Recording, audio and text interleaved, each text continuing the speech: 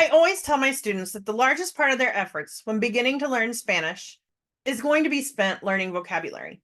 How can you put your thoughts together if you don't have the words? Here are some tips and tricks to learning vocabulary fast. When I'm teaching vocabulary to my students, I compare it to meeting a person for the first time.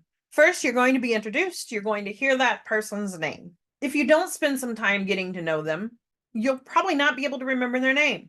The more you get to know a person, the more their name becomes automatic. If you keep interacting with that person, you'll develop a relationship with them. It might be a professional relationship, or you might even become friends. You go through the same process when you're learning new vocabulary words. First, you're introduced to a word, and you need multiple interactions with that word for you to really become friendly with that word. You'll be able to recognize a word as a word that you've been introduced to, even before you're going to be able to fully use it in your conversation, or even remember what it means. Some keys to remembering vocabulary are actually very similar to meeting a new person and remembering their name. You're actually memorizing information. And I don't know about you, but for me, that's not an easy task.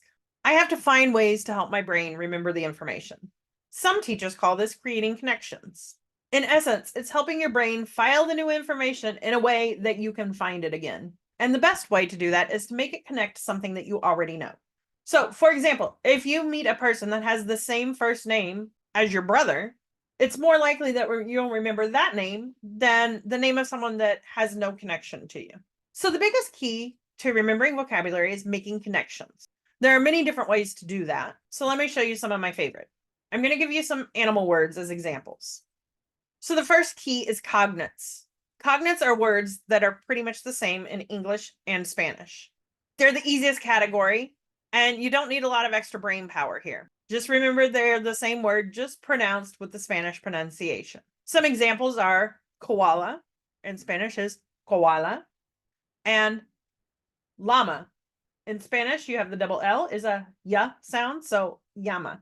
Close cognates is the second category, and they're the words that are very similar to the English word, but not exactly the same. So they don't take a lot of extra work to remember.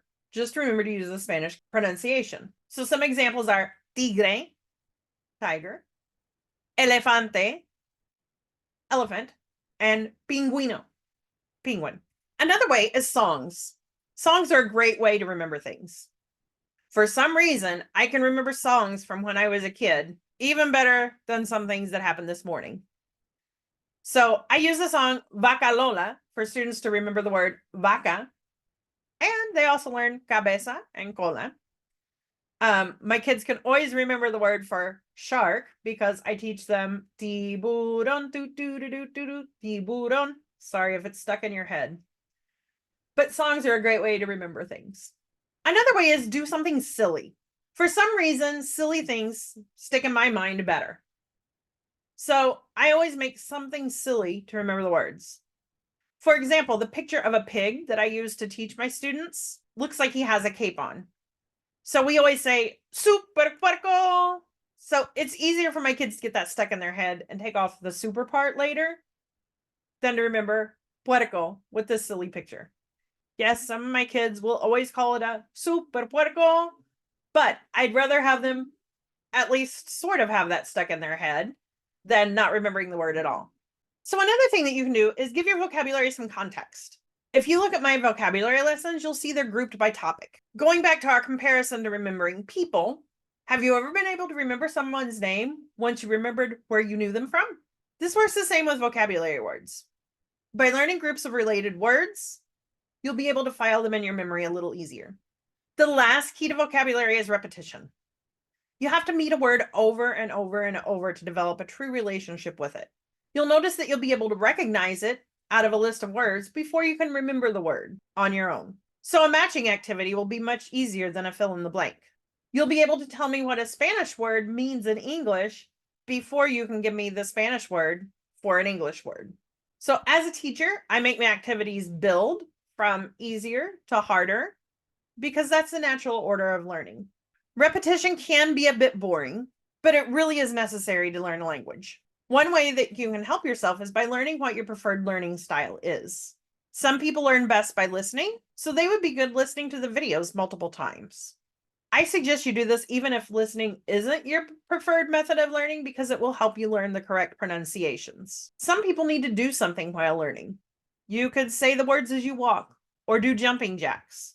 I learn best by writing.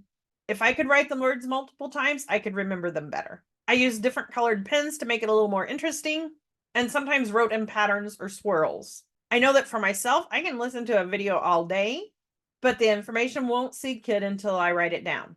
Learn how you best study and focus on that. Finally, you must realize that learning vocabulary is a marathon, not a sprint. I am still learning new English words, so the reality is learning never ends. But the more vocabulary you're friendly with, the more you can use in your conversations.